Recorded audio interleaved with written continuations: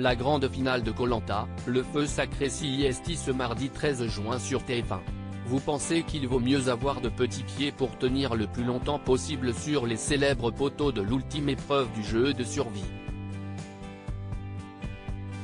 Peut-être pas, car la production a trouvé une astuce pour rendre le jeu plus équitable.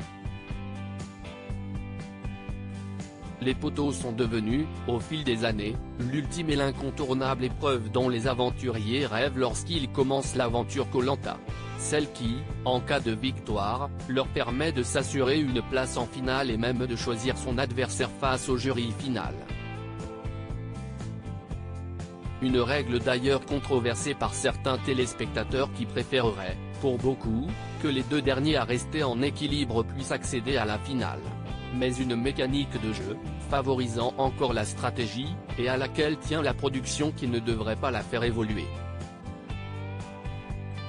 Si cette épreuve peut paraître injuste, favorisant les candidats qui ont de plus petits pieds surtout lorsque la plateforme se réduit pour tenir en équilibre, la production a travaillé sur ce point et trouvé une solution pour assurer l'équité. Les poteaux, une épreuve mythique de Koh Lanta qui n'a pas toujours existé.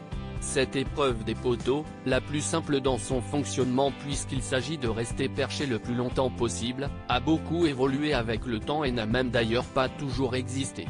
En 2001, lors de la première édition, quand l'émission s'appelait Les Aventuriers de Koh Lanta, qu'elle était présentée par Hubert Auriol et se déroulait vraiment sur l'île de Koh Lanta, en Thaïlande, les aventuriers devaient simplement poser leurs mains sur un totem, et tenir ainsi le plus longtemps possible. L'épreuve de la main sur l'idolé avait duré 9h30, à la nuit tombée, avec la victoire de Gilles, qui avait aussi remporté cette première édition. Véritablement introduite en 2002, les aventuriers avaient pris place sur un imposant rondin de bois à surface plane qui permettait largement de poser ses deux pieds, rappelait la production à l'orée de Koh Lanta, la légende, la saison anniversaire. Plusieurs évolutions suivront jusqu'en 2012 sur le type de structure employée, la taille de la plateforme, ou encore, sur l'obligation pour les candidats d'être déchaussés. Depuis cette date, ce défi mythique est tel qu'on le connaît encore aujourd'hui, avec une plateforme et 3 portions amovibles, que les ultimes survivants doivent détacher pendant l'épreuve.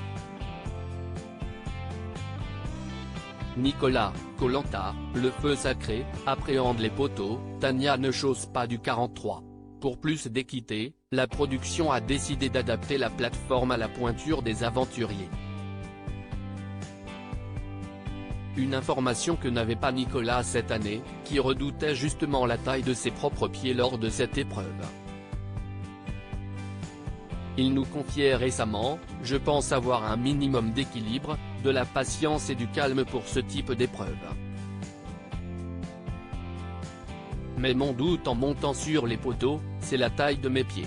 Ils sont courts mais très larges. C'est un format palme. Rire, car on sait que la superficie de la plateforme en bois diminue. Et le Corse qui a réussi à maintenir le lien avec ses enfants pendant le tournage d'ajouter: je ne redoute pas Tania par rapport aux statistiques des précédentes épreuves. Mais je me méfie. Elle est surprenante depuis le début, elle a un parcours tellement atypique. Et puis, elle ne chausse sûrement pas du 43.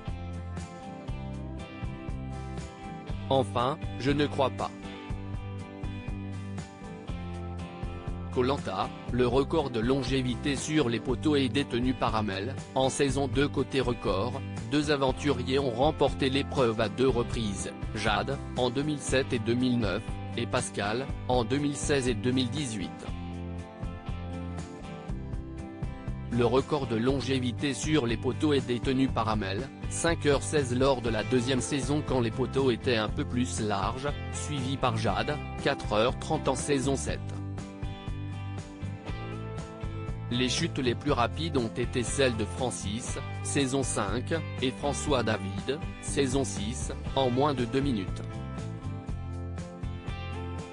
Cette année, un nouveau record sera-t-il enregistré par Nicolas, Tania ou Frédéric, même si ce dernier débutera l'épreuve avec un handicap puisqu'il s'est blessé au pied le matin même?